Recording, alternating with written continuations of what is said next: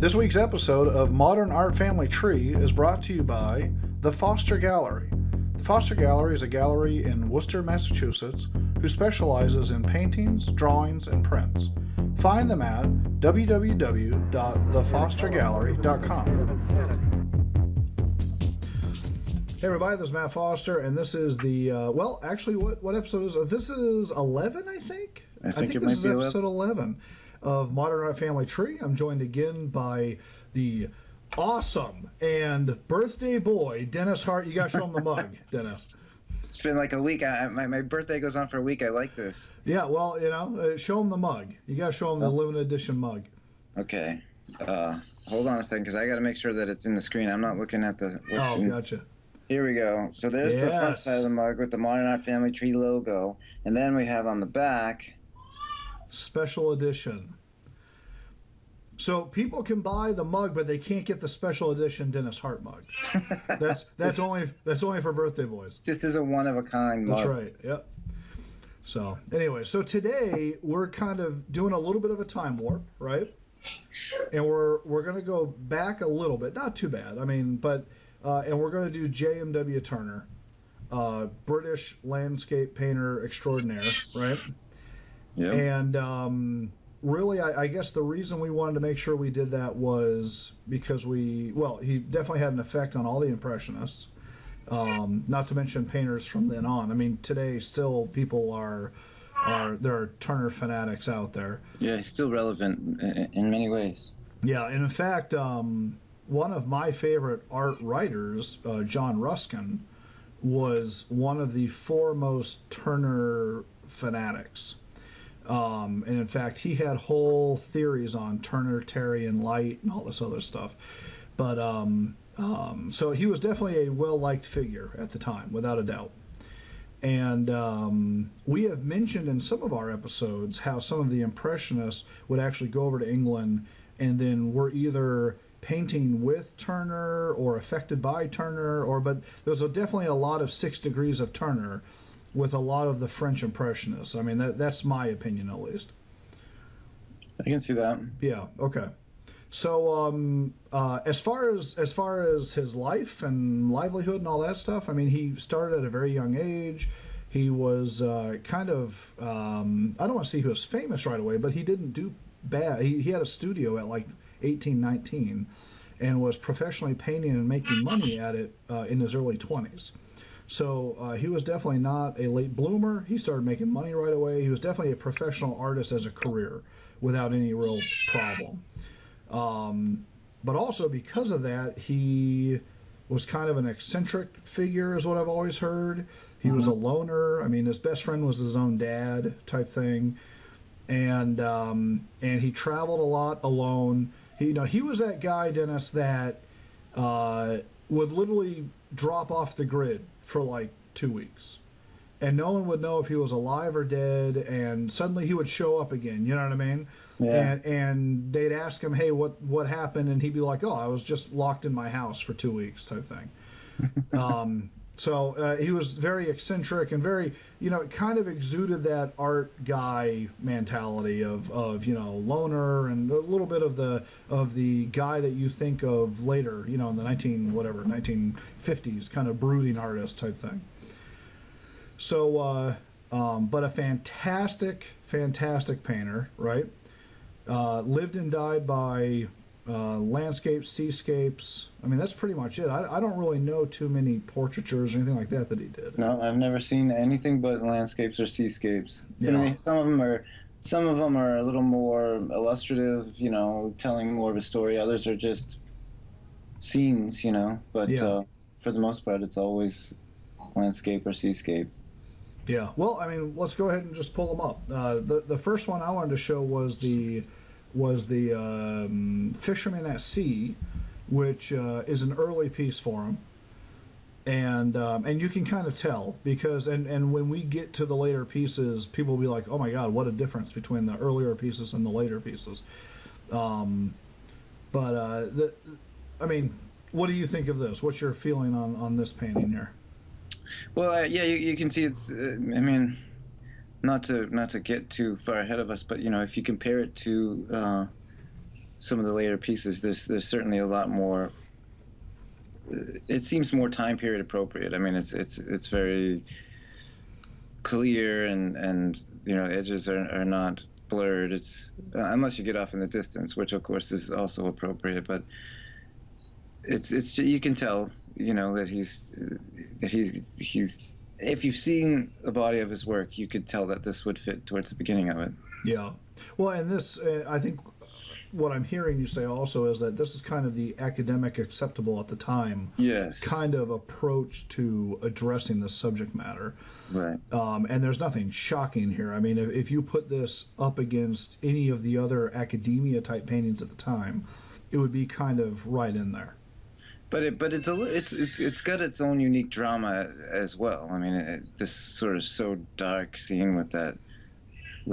I suspect that it's like a storm coming, and so you do see a bit of the sun peeking through the clouds, but it looks like it's nighttime. So Yeah. I'm not sure if it's just such a big nasty storm that the clouds are black, or if it's really supposed to be the moon peering through the clouds. I'm not real sure, but Yeah. Yeah, well, and the other thing that I would say is that, the waves and stuff, which only because we know this is a Turner. And again, when we get to some of the other pieces, people will be like, "Oh, I get what he's saying now." But like you can see the translucency in the water and stuff, yeah. and that's not a very Turner-esque kind of thing. It's That's not more no. of that's more of that chiseled out of marble kind of painting of the time. Right, and I think that's you're right. That's what it was. That's the way things were done, and so he obviously studied it and learned it from what was happening then, what was able to move past. So I mean, this is really more of our tee up for the meat of the paintings that people really know him for. But I do want to say one thing about this, and I didn't send it to you in our show notes here, but I will post it in the podcast. This is remarkably like is it a Pinkerton Rider or is it a Oh, it does look like a rider, yeah. is it a Rider painting where they have the guy in the boat isolated in the dark, or is that a Homer painting? I'm trying to remember now. Well, but you know what? I can see both of those guys in this painting. Yeah, so. well, I can definitely see Rider as far as the darkness and the moonlight and all that. Yeah. But one of those guys, and forgive me everybody, because I'll find the right painting and post it, and I'll correct it in the show notes. There's a famous painting that Is it has Homer? sort of a bunch of fishermen in the boat, and then they're getting tossed around, and you can actually see more of the inside of the boat. Is that the one you're thinking of? I'm trying to remember now. For some reason in my head, I want to say it's Pinkerton Rider. But I'll clarify that and put it in the show notes. But and that would be a person a little later, but an American who would obviously I would almost say I would make the leap that person was a fan of Turner also, just subject matter wise, because this is a very specific kind of look and feel that this painting has. So I'll find it. You want to move on to the next one? Sure. So the next one I've got is the castle, Raby Castle, and I'm probably going to say all this wrong for some of these, but Raby Castle, the seat of the Earl of Darlington. Oh, crap. There we go. And so this is, again, I would say a somewhat early piece for him. Later than that other one. The first one we saw was his first submitted piece to the Academy and stuff.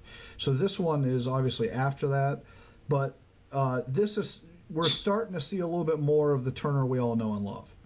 It's this, now granted this is the land, so it's not a seascape, but it's the swooping clouds and the distant, blurriness and the epic sweeping landscape, I mean, this is starting. We're starting to see the pieces come together of him becoming the Turner that artists will in the future know and love. Yeah, there's I guess if you can draw a thread between the first one you showed and this one, you'd see that there's still a connection between that drama between the sky up above and the earth beneath. Yeah. And I think that's something that he continued throughout his work. He always sort of drew he had this I don't know, this eye for that type of drama that he would put into his work. Now this still has that very academic look and very solid. You know, even the clouds feel like you could stand on them, right? I mean, Yeah. everything's very solid and clearly defined. Whereas later it gets less it gets less like that. But you know, maybe he Yeah. bought some bigger brushes. I don't know, but Yeah. Right. Right. Or his eyesight was going. One of the two, right? yeah. Well, But that's what he's mostly remembered for. I think is that other stuff where he. But the important thing here is to see that you know he had gone through what was acceptable at the time, and certainly you could never nobody would argue that this is not like masterly done. You know, there's this academically, this is a beautiful piece. There's not any flaws in it really. It's right. just it becomes, I don't know. I mean, But if you it's go to this, it's classic accepted at the time. yeah, but it is beautiful. I mean, it's he's certainly shows you that he has mastered his craft. Yes. Yeah. And That's again, this is when he's still very young, so lot of exploring to happen. I mean, I will say on this, and maybe you can tap in on this because this is kind of your thing, being the landscape guy, is he cuts the picture plane literally at 50%, like right, and right. that's that. There are some sort of there are books written about that sort of thing, like how Really? landscape artists divide up the canvas, whether they use the sort of one third, two third, two third, one third, or one half. You know, because it's such a big deal about how you decide how much sky, how much ground. You know, So um, what is the one half set you up for? Because it seems like it'd be a very competitive. I feel like I'm flip flopping between the sky and the ground like right, constantly. right, and I think that's exactly that is what it does, right? It makes you think that that the artist intends for you to appreciate his sky work, his clouds, his light coming from above as much as what's happening on the ground. Okay. Yeah, and that makes sense. I mean, I can see that happening as I'm looking at it. You know what I mean? The other thing I notice is I feel like, and I think you mentioned this earlier, that the clouds are as defined as the thing I'm drawn to that actually irritates me about this painting. It's a nice painting, and I'm not now like trying to find the problems with it or anything like that. But the trees, in particular, the trees to the center right of the painting, they Like the ones that bother are me because they shut. don't feel like individual trees, and they don't feel like ephemeral wind in the trees. They feel like a group, like a single mass, if Oh, that you makes mean like sense. actually to the right of the castle itself, Right. not the ones right in front of the castle. That's right. No, yeah, the ones in front of the castle actually look like more like individual real trees, Right. but the ones to the right almost feel like he made a glob of. Like foam. Yeah, exactly. No, that's actually that's kind That of doesn't how I bother me feel. though. I think it's as somebody who's tried to paint a lot of, a mass of trees. I can see how that's, it doesn't bother me, but I can see what you see. Yeah, I mean, but that blob seems to compete with me with the clouds, like that kind of thing. Oh, Like they feel like they're a similar mass, you know. mm-hmm. So again, I that's see that. nitpicking. That's neither here nor there. But it's just as you look at the painting more and more, which is the beauty of paintings. As you Right, look at it more and and more, you what, find what more and what more. fun would this podcast stuff be if we couldn't interject some of our own opinions or Right. thoughts at the same time? That's right.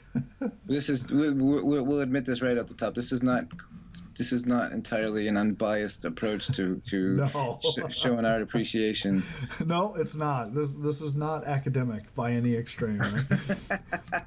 little So little so we go from this painting, and maybe I should have had like a softener in the middle somewhere, but we have this painting that I just criticized to one of the most arguably important Turners ever made, which is the slave ship.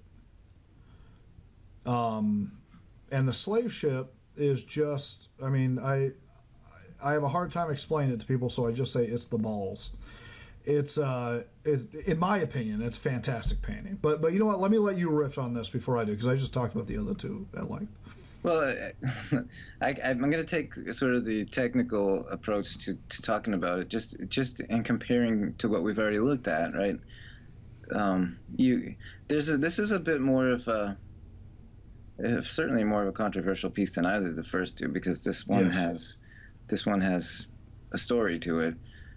But I'm just going to talk about the paint itself Sure. and compare it to what we've seen from him up to this point. And you can see now what I've been leading to, which is, you know, the difference between even water and sky is kind of blurry, right? I Yeah. mean, it's not entirely clear, and that often happens with, especially with a raging sea, you know. Or but what's funny is he's got this sort of so active sea going on, and yet the sun is still, you know, it's like oftentimes when we have this, the sky becomes so dark from clouds that we're, you know, there's a certain, I don't know, darkness to stormy seas that we're used to, but to have the sun peering through and creating that really warm feel, like right down, I don't know, what is that, about a third of the way from the right, Yeah. it's like a vertical line that it creates between it and its reflection on the water. But the clouds and everything else are just very free and loose, and there's a lot of warm colors, some cool, but everything sort of separates itself really nicely. And as far as this painting goes, it was probably, I mean, I wish we could do like, you know, 100 paintings between where you started and this one, just to Right. see this progression. But if you just compare it to what's there, it's like it is vastly different. There's a connection again between like this, what we see in the sky, and how it affects what's down beneath it.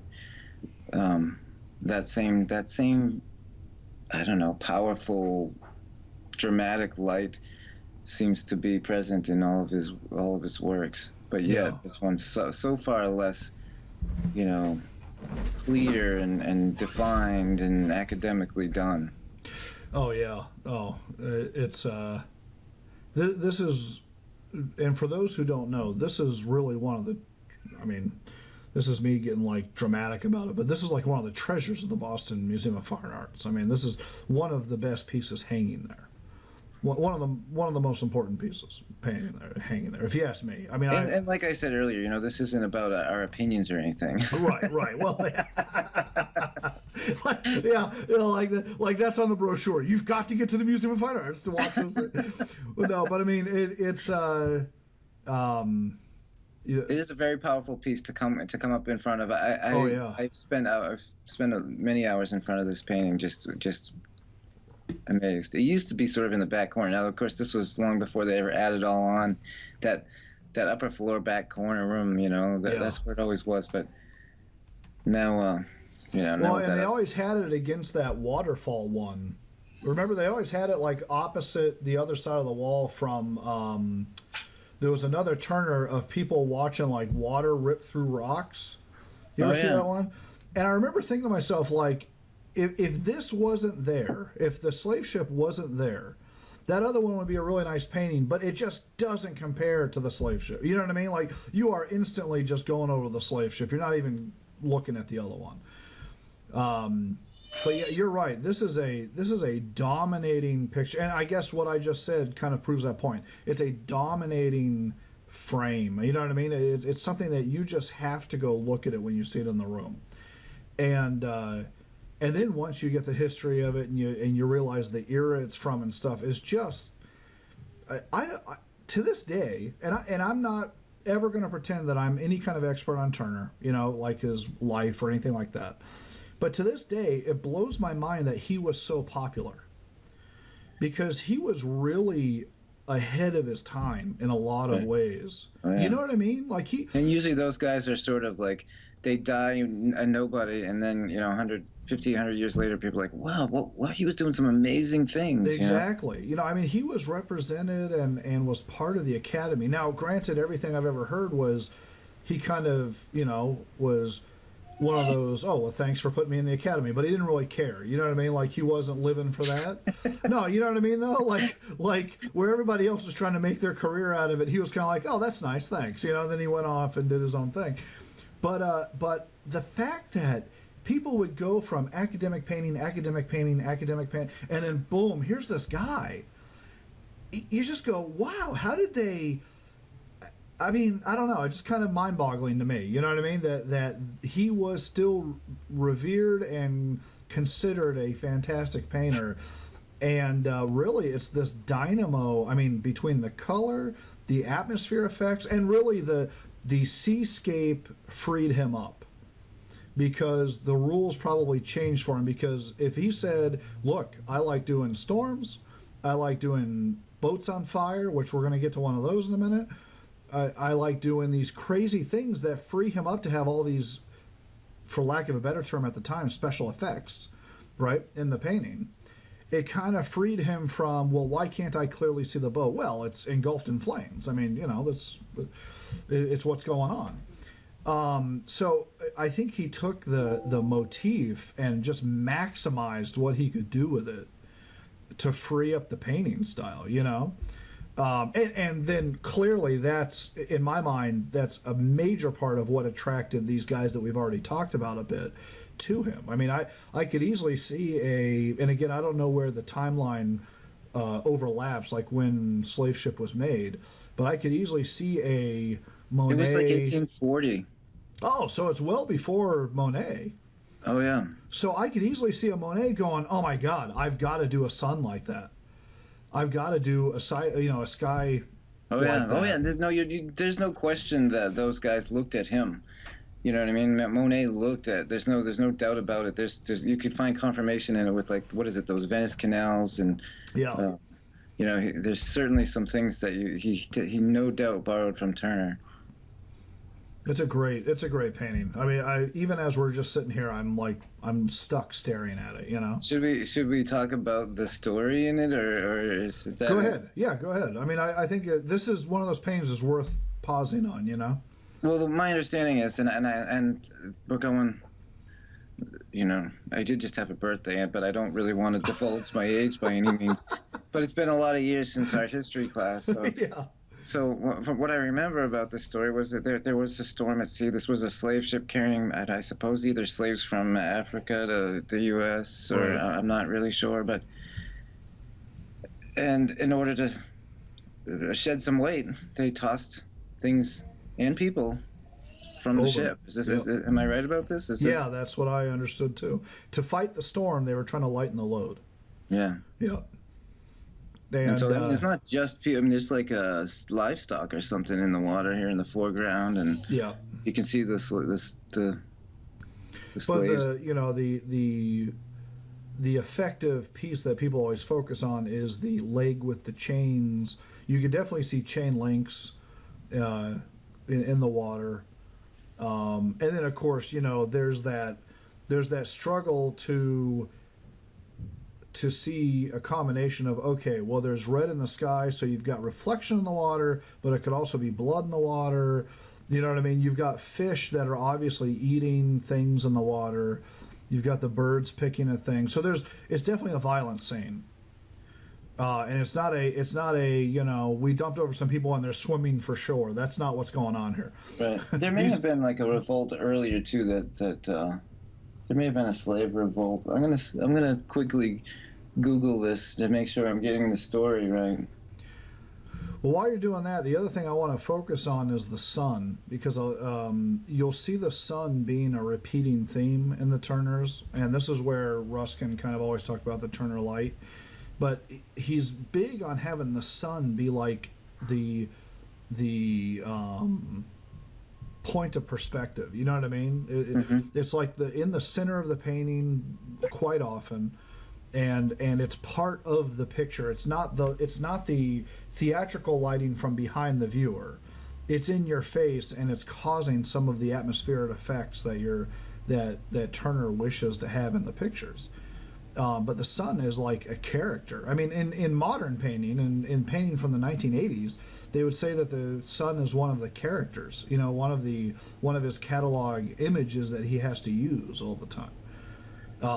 Which to me is an interesting thing, because the application of the paint, it's like the sun and the clouds and the storms are his excuse for caking on the paint the way he does. and it becomes his reason for becoming like more of an abstract type painter.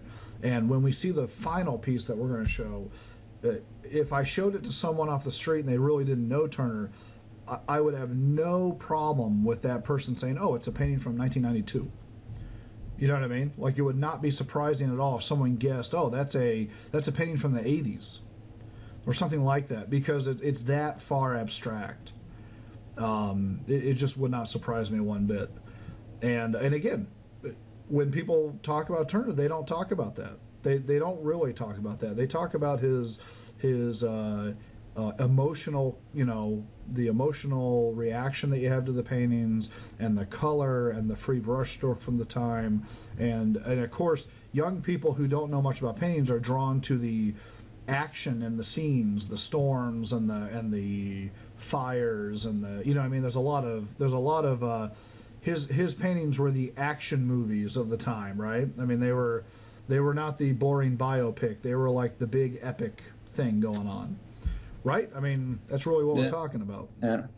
So what I'm learning about this is that it seems like, and this could all be speculation, but there was an actual incident where a particular there was this whole movement to outlaw. In fact, at the time, the slave trade had already been, outlawed. So any vessel carrying slaves after, I don't know, what was it, the early 1900s? I mean 1800s. Yeah. Yeah. The early 1800s. So anybody carrying any vessel carrying slaves after that certain point was considered a pirate ship, Oh, okay. But this particular captain had ordered 133 slaves to be thrown overboard so that insurance payments could be collected. Oh my God! Really? So, I mean, there's probably a lot more to be read about it. But it's also saying that Turner was sort of part of this British anti-slavery society that had been created. And remember, this was done in 1840, so it was a hot topic. It was definitely like a social topic of the times. Yeah. Yeah. So, oh yeah. So it's interesting. I'd never heard the insurance part of that. I didn't either. I had always heard that it was because of the storm stuff. I thought so too, and I thought it was just, like I said, to shed some weight, and then they figured, what's the, unfortunately, which, that it was, that Turner definitely put it together to horrify people. I mean, there's no question that his take on it wasn't like, so this happens, so just so just deal with it. Right. It is what it is. Right. This is the world, so just get used to it. That's right. Okay, so well, you want to look at the next? I had no idea that he was part of this whole anti-slavery society, and I mean, I guess a lot of these slave ships went down to like South Africa and over to the southeastern United States, or in the Caribbean and in those areas, which that makes sense. Yep. But I don't know, I don't know specifically anything about this story that my reliable source here, Wikipedia, is saying the captain of the slave ship Zong. So that's actually a specific slave ship that was out there, and this may be who he's referring to. I don't know. Yeah, well, it probably is. I mean, that was just for viewers who are not, big painting fanatics, which is probably most of them. The idea of taking something from life, a real thing, like a real event, and we saw this before, like with Manet. Manet did this a lot, right? Yeah. He would take an actual execution, and a lot of these were rumored things. They never actually saw them themselves, but they would take something that was relevant for the news, or for that was being talked about as a big social issue or something, and they would dramatize that as their thing. And we see that today with movies. We see that with the whole like the Bin Laden raid that they just turned into a movie, and they obviously, and I'm not saying this to knock the movie. What was the name of the movie? O Dark 30 or something like that, or Oh, Z Zero Dark 30. Zero Dark 30. And so Zero Dark 30, not that it's a bad movie or anything like that, but it's an obvious choice by filmmakers who are artists to capitalize on something that's a hot topic that the culture they're putting that art out into will respond to in more ways than just the beauty of the movie itself. And it's And probably like, in terms of world opinion, not a smart move. no, but what I'm getting at is the artists are making a calculated choice to try and capitalize Right. for the momentum of the success of the piece, to pick up something that people can relate to and talk about, whether it's controversial or not. This was probably very controversial at the time. You know what I mean? This was a common theme in painting, especially in the 1800s. That's what I'm getting at. It was a normal idea to use paintings as a platform to talk about these things. Forgive me for the screaming child off in the background. I apologize. That's all right. That's one of your birthday gifts, I thought. No. So let's do the piece one. This is a boat scene, another boat scene, which is very normal for Turner, right? And this is more of the same. Instead of the sun being the center of attention, he's replaced the sun with a ship on fire, which gives us the same effect, though, right? But the looseness is there, the very Turner look. I mean, this is clearly Turner look and feel. Right. That's that atmospheric clarity or lack of clarity that I think is what's starting to really become, his focus. Yes. I mean, he's. I love the fact that he is really dealing with, real incidents, and not just painting pictures because he can paint pictures, but there's something that he's started to really grapple with, and that's this atmospheric thing, which again, we know because we've gone back in time for this one, that becomes a big deal, 30 years after this. Yeah. Yeah, probably 30 years after this. Well, So, and I love your comment about still picking pictures, because that's a argument that painters still have today. yeah. This choice of, hey, I can just make blurry things, and this is something me as a painter I grapple with all the time, is I want the looseness. This is where Turner really speaks to me. I want the looseness, this kind of foggy effect, and this. One of the things I love about Turner, his atmosphere. Well, we keep calling atmospheric and foggy and that kind of stuff. It's not sketchy, and that's one thing that's very unique to Turner. It's not like he's loosening up, like he's leaving it unfinished. They're all very, very finished pieces, but he's intentionally fogging things up. Right. Well, and the proof of what you're saying lies in, look at the plane of the water that boat rests on. There's no question that goes back in the direction of the surface of water. That's exactly right. Yep. It's very solid, as hazy as it all is. Everything's very solid and grounded. Yeah. So I think that you can't make a painting work without that first. So, like, sketchy and loose doesn't always get you there. Exactly. But and then back to the point that we were talking about is the struggle of wanting to work with those dynamics of that feeling of atmospheric feeling, stuff like that, without losing the actual picture. Without losing, and again, this is something people struggle with even today, is and today it's almost worse, because now it's in our heads that you could, well, why don't you just make this, if you really love, loose paintings, why don't you just make a abstract painting? Mm-hmm. And that's a struggle that people have kind of gone back and forth. But you know what? I don't want an abstract painting. I want to have my brain have some semblance of what I'm thinking about be reflectable to people. And to a I tangible object, right, or some tangible scene, instead of it be somebody's created emotional response to something, which, right. You can get both. You can have an emotional response to something and show something representationally. That argument will probably never be solved, but that's my opinion of it. No, I agree. But I think Turner was a great example of someone struggling with the not struggling. I think he was succeeding with that. Right. Well, what would he have done if he were around in the 1950s? You know, when abstract expressionism Yeah, was, you know. he would have begat Rothko.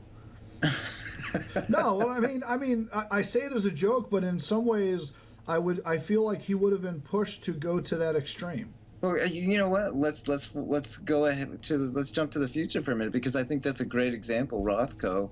I mean, you can kind of see how Rothko might have, Oh yeah, well, you know. totally. So I that's mean, if you told me Rothko was his great grandson or something, I would like totally be like, yeah, or that makes sense. or if somebody said, you know, who was Rothko's ultimate, you know, hero in Right. terms of painting, if he said Turner, that would that shock you?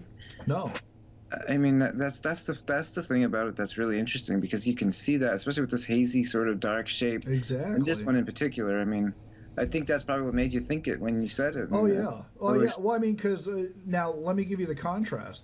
If I told you, if I had said the word, if I had said that he was going to turn into Pollock or de Kooning or something like that wouldn't have resonated nearly as much. I don't think. no, no, not at all. You know what I I'm mean? trying to see it from either of those guys, and I can't. I can't either. I think Rothko makes the most sense. Yeah. So, but anyways, so And it might just be a random like we see it, but it's a coincidence. Who knows? that's true. Yeah, I think it's the soft edges of the paint, though. That's the thing that I'm reflecting between the two guys. But That there's a and then also the emotional attachment I have to how they use color is, and that's obviously what Rothko's always been known for. But right. I do attach myself to that with Turner. I mean, granted, this one's probably not in that. Well, I guess it is though, in a way. I mean, the color still hits me in a very particular way with the Turners. You know. Yep. So okay, He well, has a hey, way let's. of dealing with daylight and you know like this looks like it could be at dusk because Yeah, everything starts to become silhouetted aside from the flames or whatever, but and the smoke's probably helping all that because you know I've been around fires and it's like I'm not, you know, I don't chase fires or anything like that, but you know the sky gets it gets dark. I like how you had to defend that. I'm not an arsonist, but I love fire. I was thinking more like one of those guys that runs around with a camera, you know, and like looks for forest fires, looks for I just like, devastation, then wants to film it. I just love how you said it like you're out trying to catch fires.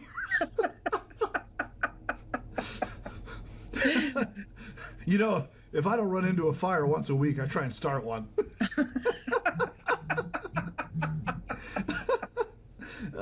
So anyways, But back to your comment about your love for fire. Yes. the point is that when it sends up smoke, it does create a different. You know, if it comes up over you, you lose the sky through it, and Yeah. it almost starts to feel like night. Yeah, yes. Well, and if you think about the dynamics of the light in this, you've got, I mean, it's my assumption is it's backlit, like the sun's coming up on the far end, Hmm. and then you've got this fire also happen. I mean, it's actually a very complicated scene if you think of it Yeah. that way, because you got a backlit boat that's on fire.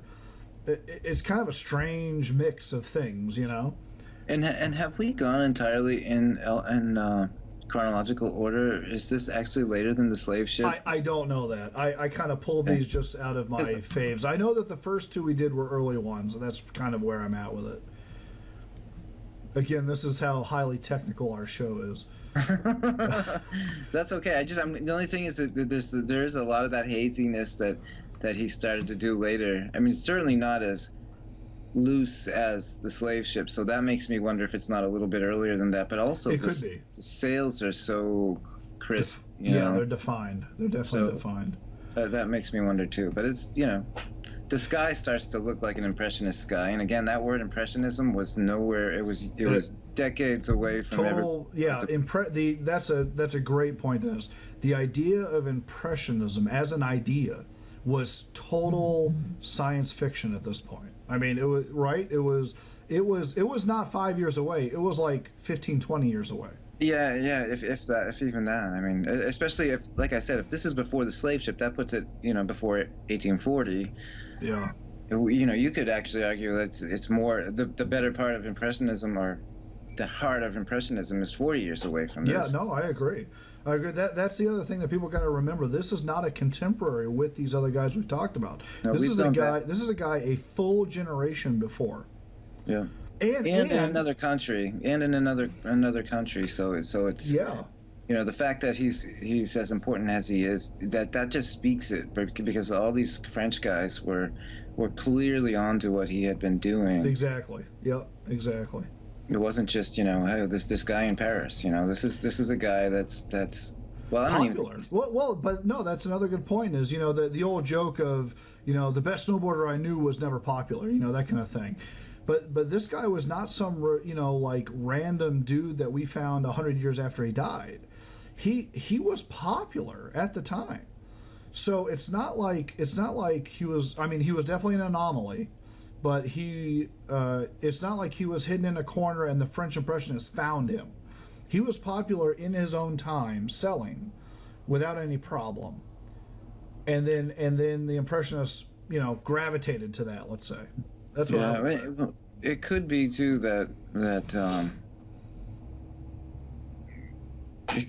he may have traveled. I don't know.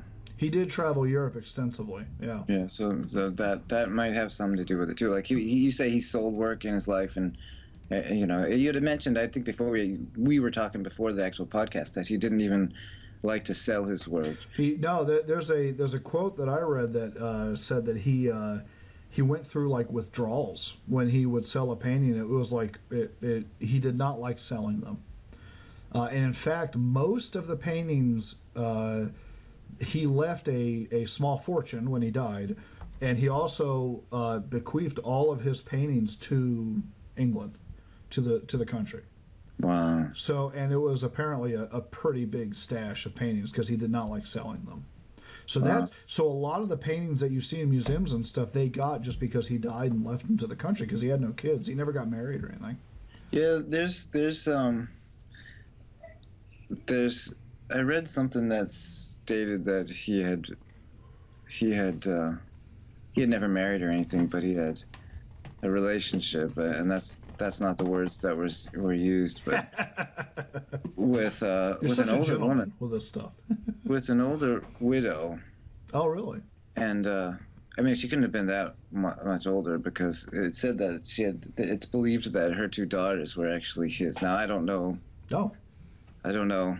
And I think that probably get swept under the rug some, because it has. If if she weren't, it would be known, or it would have been questioned more heavily, obviously, if she were a widow at the time she had her daughters, right? So that's where I think it gets a little hairy. But I don't know. I don't know enough about it. But there may have been two descendants of Turner out there that people weren't even aware were his descendants, which means there could still be descendants of his, roaming around. Like Rothko. That's right. That's right. We've just pieced it together. Let's go do some DNA testing. I like, we literally are going to start like our own study that's totally unfounded, just because we think that there's a marginal parallel in their paintings. Because the bloodline of Turner we don't think ended with him. We just can't refuse it. Yeah. So okay, we got to move on. Let's bring up the watercolor, and I really brought this into the podcast because I wanted to make the point that he did a lot of watercolor, and at the time, watercolor was not the most popular choice of medium and stuff, but he very much excelled at it, and this is kind of a tight one, but he had very loose ones also. We tend, as painters looking at historical paintings, we end up looking a lot at just oil paintings because that was popular at the time and stuff. But he did kind of revive this. One of the things Turner's known for is working in mediums like this also, and then also being one of the guys who raised landscape and seascape painting to the level of like historical paintings and stuff, right? That's part of what he's known for. And then of course his brush marks are very influential to painters and all that stuff. But the in the history books, right? Turner's one of the guys like Constable and those guys who raised landscape and seascape painting back into major importance. Mm-hmm. And so this is my little diversion over to he also loved watercolor, and that was not really a popular choice at the time, and a lot of people nowadays watercolor is very popular, people use it all the time. It's just an interesting point of reference, that's all.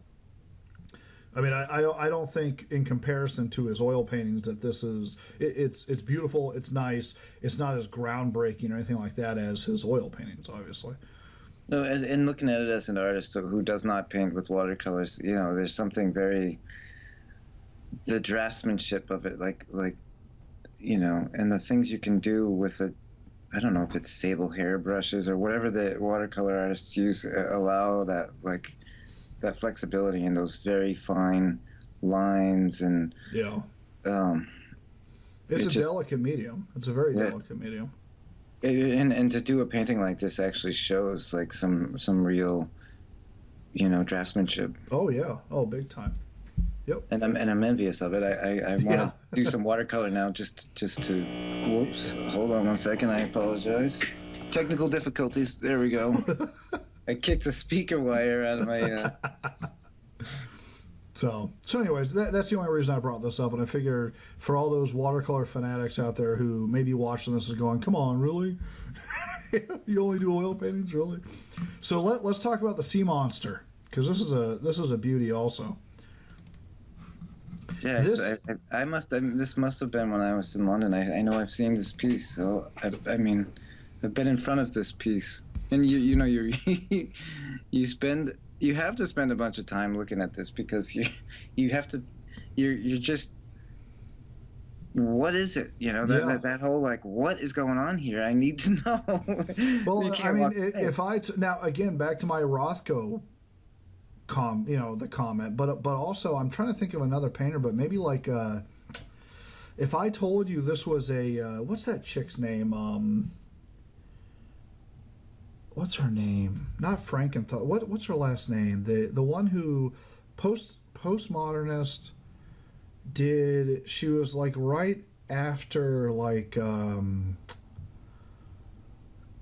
Jackson Pollock and those guys. What was her name? Frankenthaler or something like that? There was a Frankenthaler. She did large horse paintings and stuff. Oh no, I don't think. I think you're thinking of like. What's her name? I'm trying to remember now. Butterfield, or are you thinking of? No, that's a sculptor, isn't it? That's not a. Yeah, this was a painter, and she was. I mean, the feeling of the paintings were very much like this, and they had figures in them, but they were very very loosely defined, and there was a lot of tonality to the paintings. I can't remember the name now, and I'll have to look it up, but my point being, if someone said to you and you walked in and saw this off at a gallery and they said, yeah, this is a painting from 1985, and it wasn't Turner, it was somebody else, no one would wink at that, right? Am I wrong? I mean, like this could easily be a 1990s 2000s painting, right? Absolutely, yeah, without a problem, right? And now granted, I don't know the scale. Maybe this is a very tiny painting, and it would only really make sense as a modern painting if it was like 10 feet by 12 feet, but still, it's pretty, it's very, very, very modern, beyond impressionist even. I would say this is still in a different category than what the impressionists were looking for.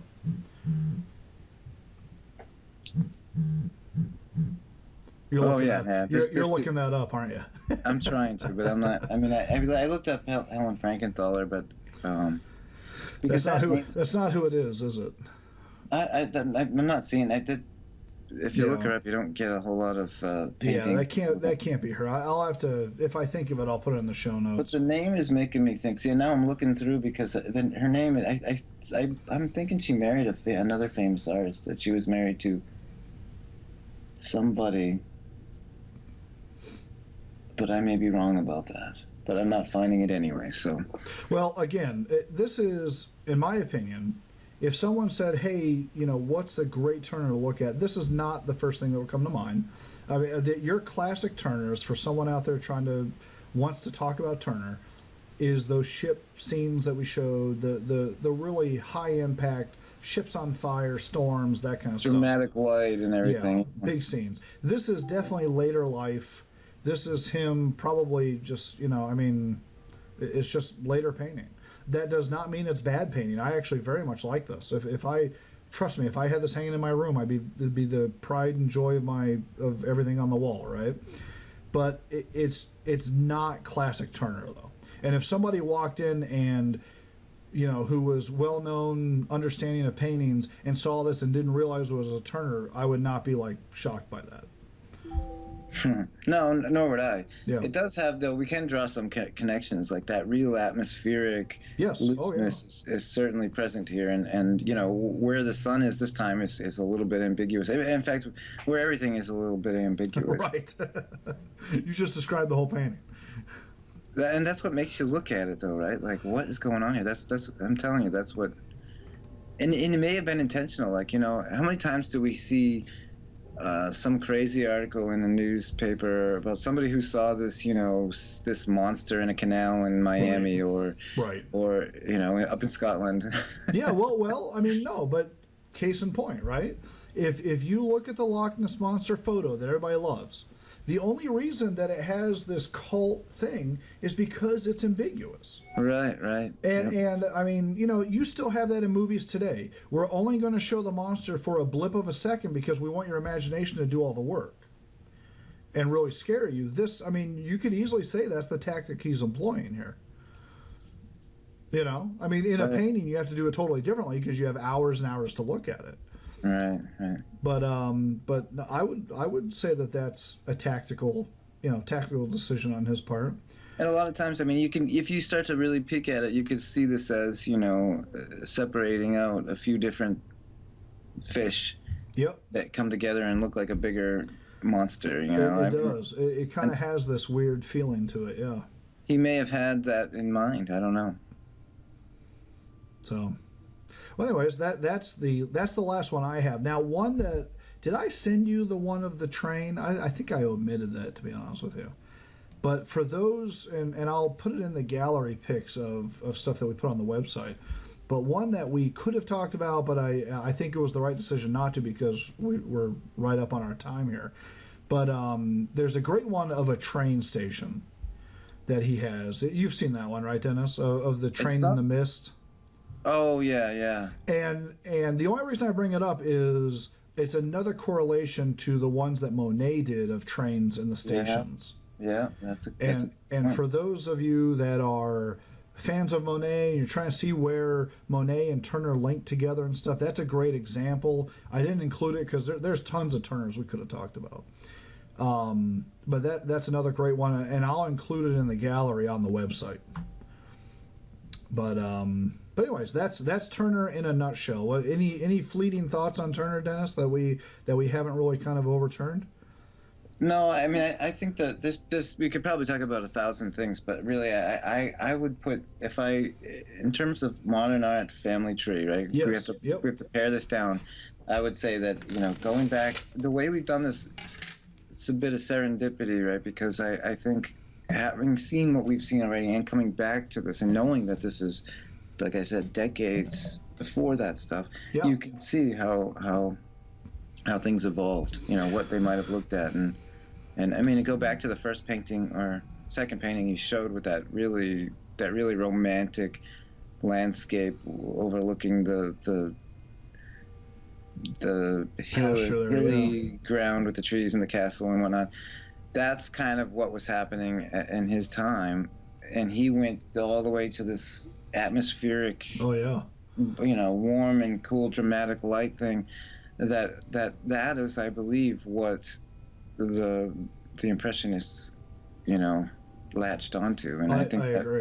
that you couldn't underemphasize, or you couldn't overemphasize how big that connection is. Exactly. Well, and I think the thing that you're buttoning up together nicely here that I'll just kind of reemphasize is that these trends in painting were not isolated to one country or another country, and they're globular time frames. They're not this clearly defined thing, which is why we call it a family tree, right? Because it's Yeah. kind of it's a very organic feeling. And not to kick the And French, no, not no, to but no, kick no, the no. But French. while go ahead. We've just been spending. I don't know that we've touched on any other artists that were not from France. So Exactly. this is a big deal. I mean, I think we need to make it clear that, sure, late 1800s, that's Paris. That's where it was.